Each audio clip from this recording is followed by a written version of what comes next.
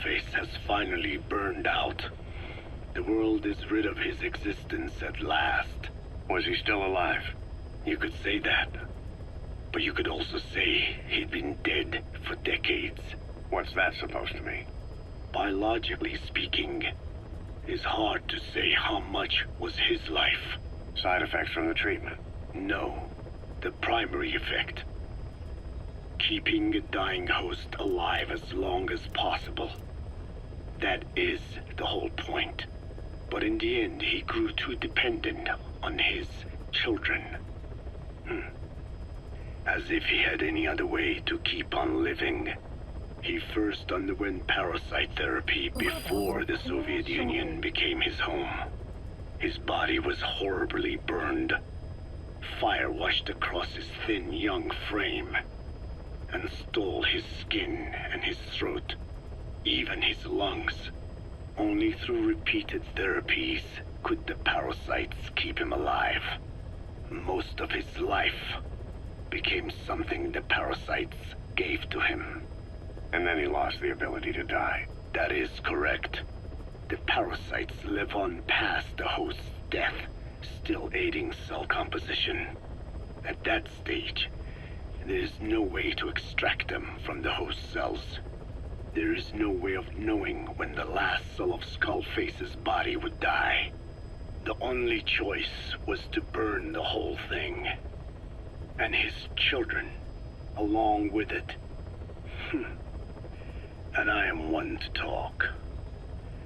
When my life is snuffed out, I expect you to treat my body the same way. And when I burn, I will truly be one with my children for the first time. You say there were 3 English vocal parasites. According to Skullface, yeah. Skullface had 2 of the English strain with him. You burned both of them. There was an oil fire. I tossed him in. So that just leaves 1. Development complete. And you tell me Skullface said he used it. He said it was very close to me. Very close. One of your comrades. Or someone ordered to kill you. Or he could have been speaking metaphorically. Metaphorically? Close to your spirit. Close to your heart. Someone who either loves you or despises you. The second one makes a long list. Whichever it is, act with caution. Skullface implanted someone with the English language strain. Who it is irrelevant. Why? I tell you what Skullface really meant. Very close to you means you will be exposed. All the infected here have been given the Wolbachia. Even if the vocal cord parasites infect them now, they cannot reproduce. But if there's a different host among us, host to the English strain. If that were the case, we'd see the symptoms. What about the non-English speakers? We have plenty of those, but the staff use English as a common language. But if that someone has not spoken English yet, and begins to speak it now, there'd be another outbreak. The final mating pair of the English strain must be found immediately. Skullface is gone, but his threat still remains. On this base, do you see what the final mating pair is? With him dead, those parasites are the stain he wished to leave upon the world. His thirst for vengeance. In the flesh. Think. Does anyone here bear a grudge against you? Who would target you, specifically? The ethnic cleansers that Code Talker mentioned, they weren't Skullface's true goal. All we have is circumstantial evidence, but here's my theory. It was Cypher who started developing the vocal cord parasites as bioweapons, parasitic weapons, and Africa was the testing ground for them. As Code Talker said, their purpose is the ethnic cleansing of only those who speak a particular language. So they could do a weapon of mass destruction to eradicate specific groups, races, ethnicities, or colonies by the language they speak. Or a kind of absolute language control. Or maybe a tool for those arrogant fools to build some misguided utopia. I can see plenty of uses for them. However, in practical terms, they wouldn't be as dangerous as you'd think. Counteracting the parasites is easy, after all. Cut them out of your throat to save your life, or just don't talk. That also prevents the infection from spreading. So if the international community were to find out about them, they'd no longer be the threat they were conceived to be. In which case, their targets would be limited to minority groups as a deterrent or a terrorist tool. It's hard to imagine Cypher developing something like that as a main weapon for their arsenal. That leads me to think we've only tugged on one little thread in Cypher's grand tapestry. An obscure corner of their work, possibly forgotten altogether. In any case, things changed.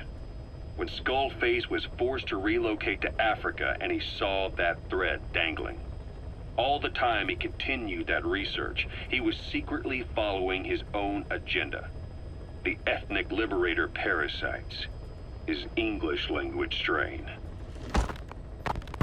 Skullface said there were only 3 samples of the English language strain parasite, and I think we can believe him.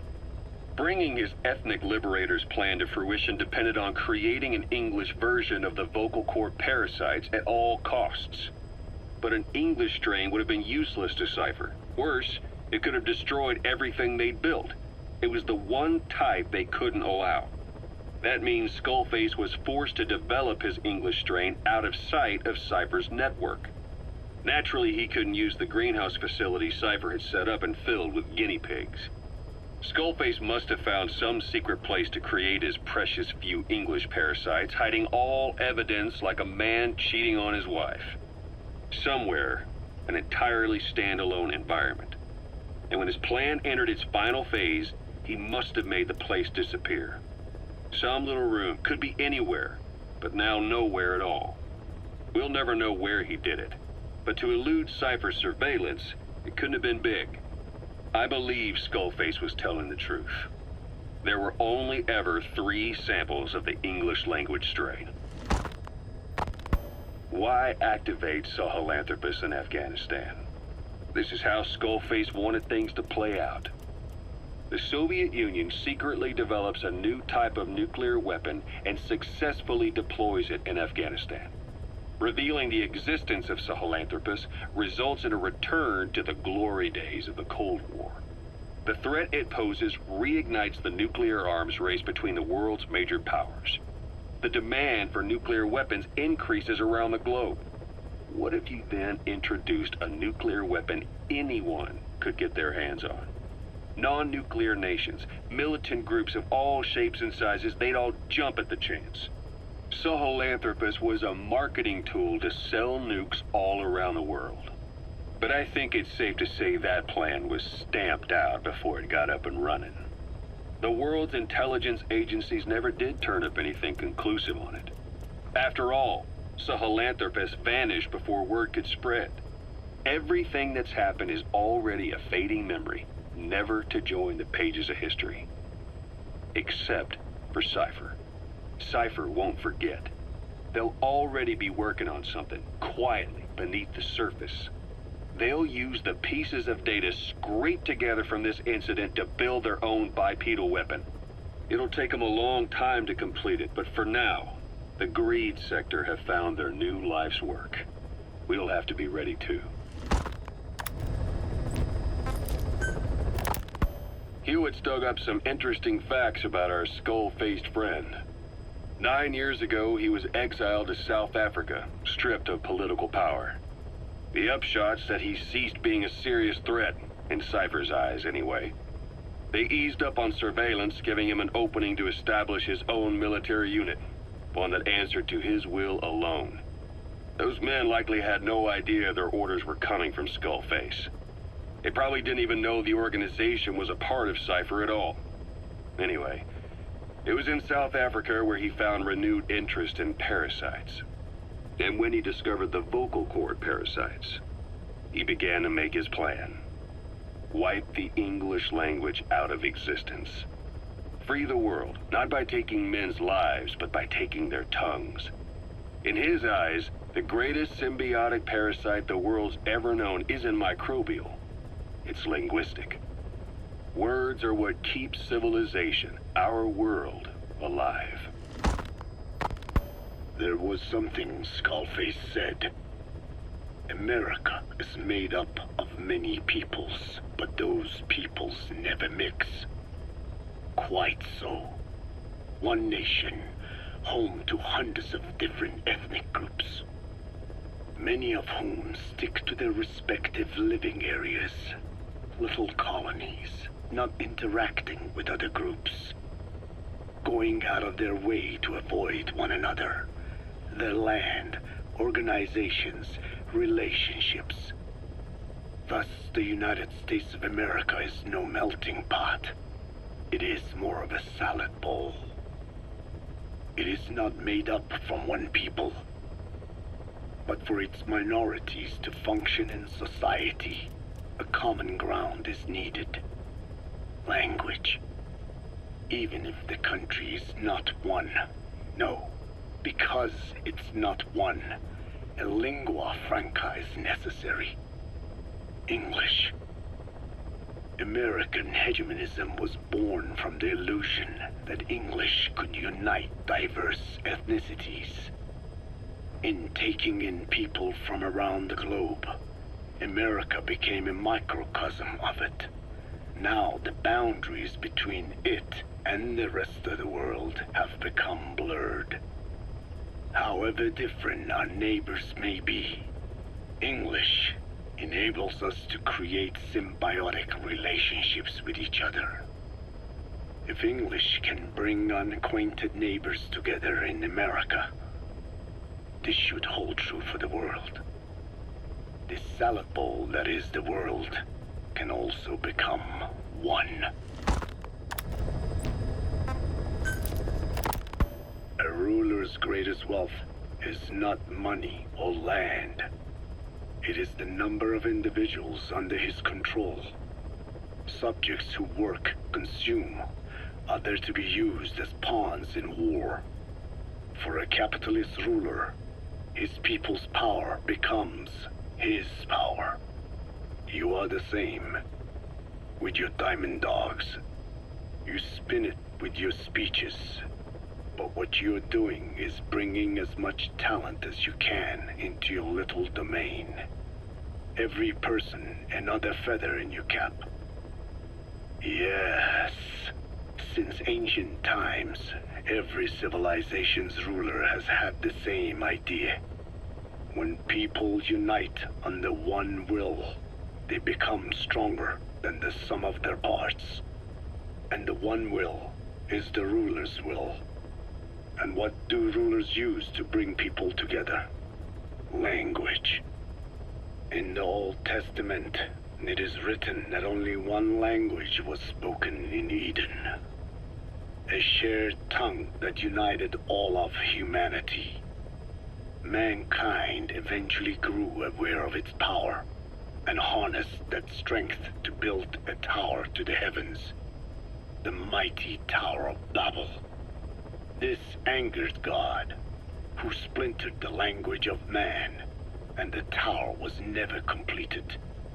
Languages emerged, and the earth was divided as men went their separate ways. Every age is the same.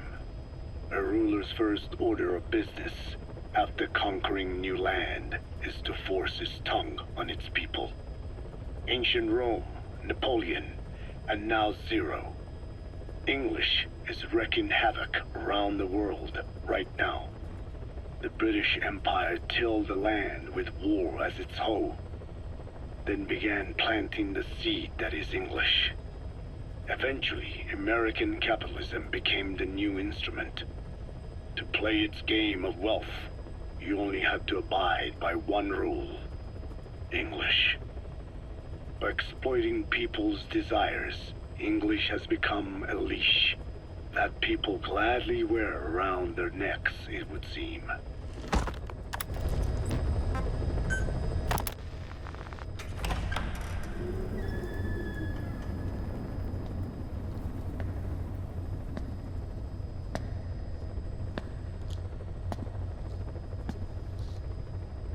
Ya'at-e.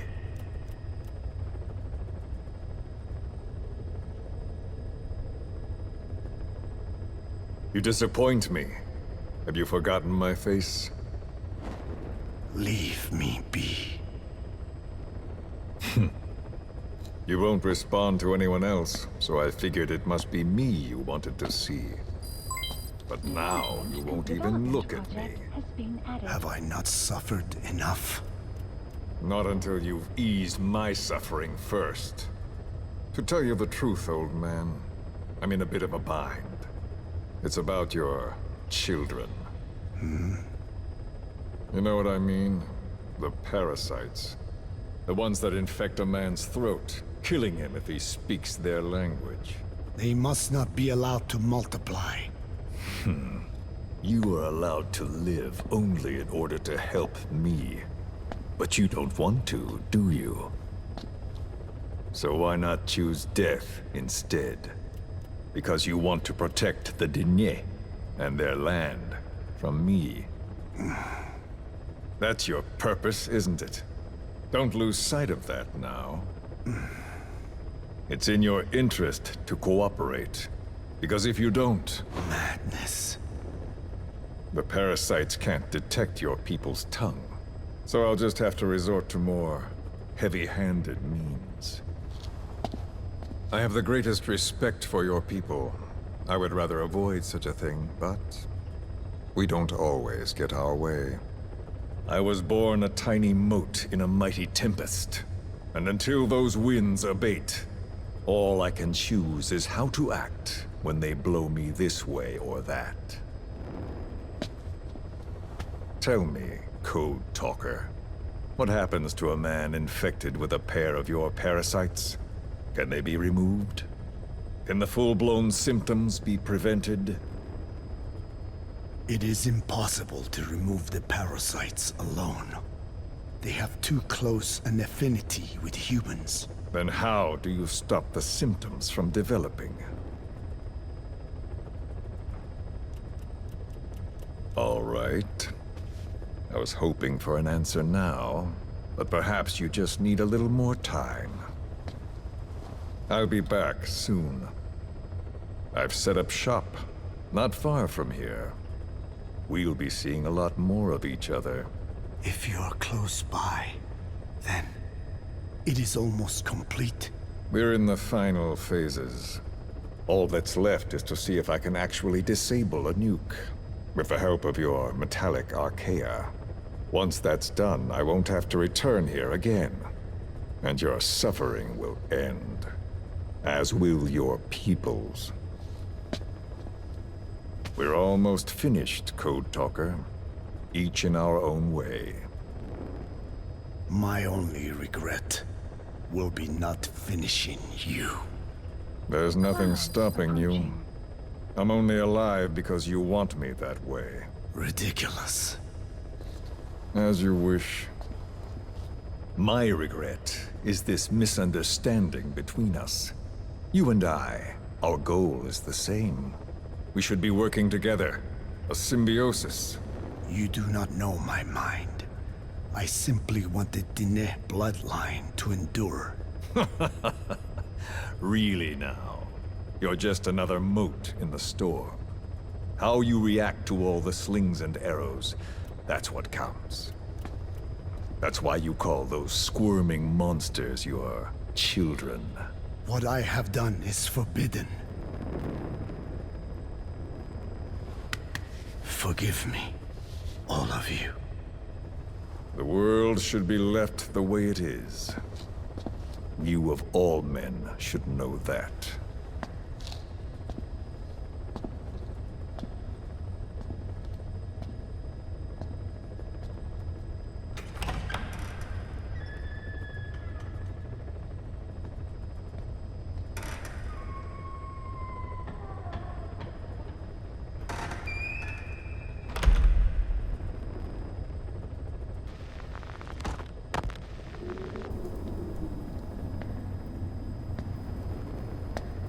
Forgive me, but my schedule has changed. The time for grace and good manners has now run out. Please. Torture will not work on me. Surely you know this. Oh, I have no intention of getting rough with you. You haven't been beaten. Your hands aren't even tied. Just like me, you live in symbiosis with countless parasites. What wounds I might inflict, they'll patch right up. You might feel considerable pain, but I've no doubt you can withstand it. Then what do you plan on doing? I have a soldier standing outside. Nothing special about him, except that he always obeys. I have given him one instruction. Whenever I ring this bell, he passes on a message for me. That message is simply, go. What is this? After that, though, it gets complicated. The message will arrive at a room, a little bigger than this one, nothing special. Some of your people are in this room, surrounded by my men. Enough of this. They pick them at random. No regard for age, gender. In that, I suppose, they're different from you. Not as discriminating. They tied them up, one by one, blindfolded them. We had to maintain order, you understand? You bastard. Go. When they hear that, my men will pick one of your people and infect them with a parasite. Your parasite. It won't work on my people. True. The vocal cord parasite doesn't respond to your language. But what about English? An English strain. It exists. A ring of this bell, and they infect one person. If that person abandons the Navajo language, the English strain will trigger symptoms. You monster. So, it's quite simple. Every time I ring the bell, another of your people is infected. Don't do this. I don't want to do this. I'd rather not have to ring the bell, which is why I'm hoping you will talk to me. What do you want? What else could you possibly want? You know the answer to that. How to prevent the symptoms caused by the parasite. You cannot control it like some slave. Forget the idea. Forget it. Unlikely. I will never tell you. What have you done? You made me do that. You black-hearted... Settle down. Don't use it again. Well, that is up to you. All you need to do is tell me what I want. How to prevent the vocal cord parasite's symptoms. Why? Why do you need to know? The adult soldiers at Amasa are all dead. What? The parasite traveled downstream. How? It would appear that he was involved. Another demon who woke up from 9 years of slumber. As a result, the vocal cord parasite spread through the village. I told you this would happen. It was an unfortunate accident. He is becoming an annoyance. He may stumble upon the truth sooner or later, but I suppose that is really of no consequence. One day, he too will pay for what he has done. Black Anna. The real demon is you. You know, this incident made me realize something. You are right. I should have acted with more humility. These creatures cannot be controlled. All the more reason I require a means to stop them. There is no such way. Oh, really? Wait! Don't ring it again. It is up to you. Out with it! I see now. There must be more to it than that. What? They are in you. You use this land to breed more of my children. And not just here. No. In pursuit of your ethnic cleansers. You sifted through many language strains. Finding hosts. Breeding. more and more. You would have been infected in the process. Infected with countless strains. Most likely your mother tongues as well. Romania, Northern Transylvania. You found that one too. Yes, the Hungarian strain that responds to the CK's dialect. Silence!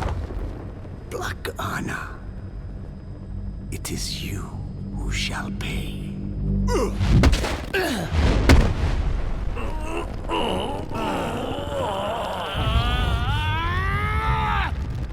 Is this your retaliation, old man? Let my people go and never bother them again.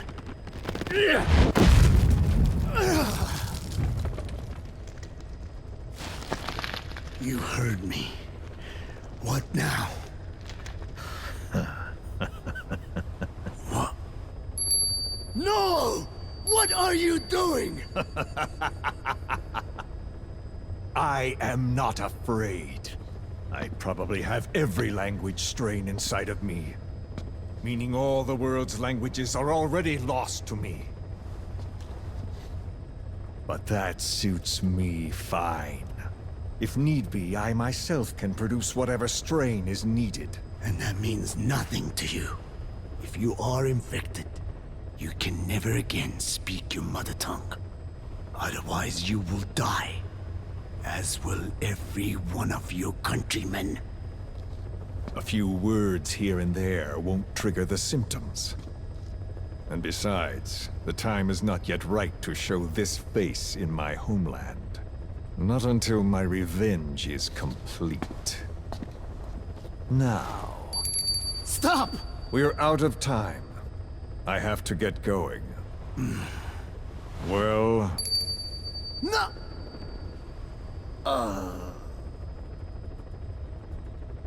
Radiation.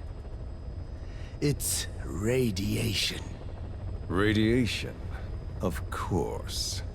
So it can be used. But how much? I do not know. Radiation denatures their reproductive cells, preventing them from mating. Same principle as the sterilization technique. The reproductive cells are more sensitive to radiation than the rest of the body. But I have not tested it. There is no telling what mutation could result, or how the host may be affected. Not to mention what could happen if this is done post-infection. I don't care. This plan goes into action now. As long as it works, the details can wait. You wouldn't be lying to me, of course, old man.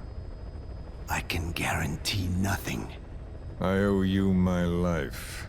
My body has been burned on countless occasions, but it survives, thanks to your children. That is why I trust you. Then do not repeat my mistake. What's that? In the West, it is said that the Word became flesh and dwelt among us. In the East, it is said the man of flesh brings spiritual power to words. The people knew back then that these creatures carry the gospel. They do not belong in our hands. They must not be touched. How enlightening. I'll remember that. Consider this my thanks. What are you? Catch. No!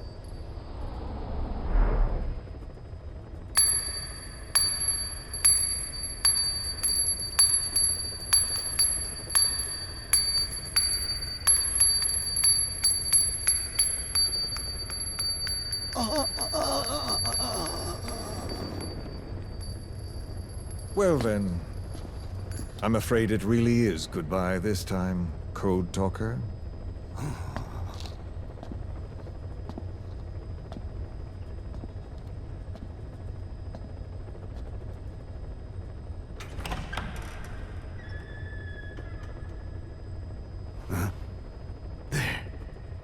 There is no soldier. Huh. Now where did he run off to? Guess he wasn't as obedient as I thought. There never was any soldier. So long. You! How dare you!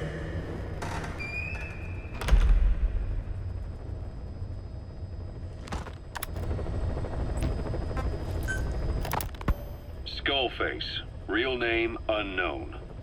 Born in Hungary, more specifically northern Transylvania after it reverted to Hungary from Romania. While he was young, the country allied with Germany as part of the Axis powers, but later during the war, it came under Soviet occupation. The Hungarians struggled for independence, but the Soviets came down. Hard. Just like he said, time and again the country was ruled by a foreign tongue. When he was a young boy, he lost his native language, the bedrock for any developing child. His country, his family, his face, his identity, everything was stolen from him. All he had left was his skull. Skullface first tried his hand at espionage during all the chaos from the war. Agents, military officials, and soldiers who operated out of Hungary during the war vanished over the course of several months. This Soviet spy hunt rocked the counter-intel world.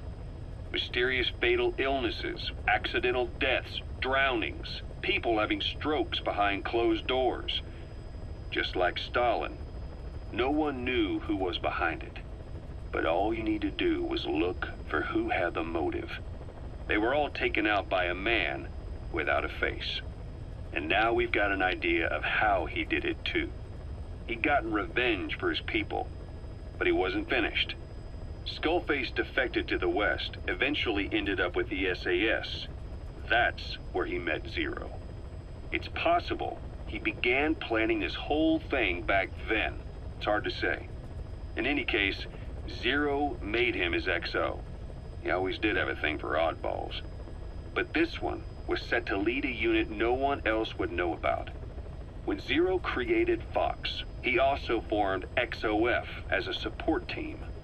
An unconventional special forces unit designed to support Fox, make it stronger, with Skullface given the orders. Zero never even told the boss about it, nor the CIA, naturally. If Fox was Zero's silver bullet, XOF was the recoil when he pulled the trigger, just like Newton's third law. While you were with Fox, Skullface was operating behind the scenes. Sometimes as your backup, sometimes as a mole or a scout, sometimes as your cleanup crew. Fox's tail, making sure the mission succeeded and that you survived. We only have his word to go on, but Skullface's goal was revenge against those who'd use language to subjugate people. Those corrupting a people's identity by forcing a new tongue on them. Those using the power of language to control information. Naturally, that set his sights on Zero. To Zero, English was simply the most convenient code. But to Skullface, English was a parasite. And by eradicating it, he'd stop the world from being eaten away. If that didn't work, he was ready to see the world scorched by nuclear fire. To save language, culture, and race from annihilation, he was willing to overstep the hands of the doomsday clock. That is, of course, if you believe anything he had to say.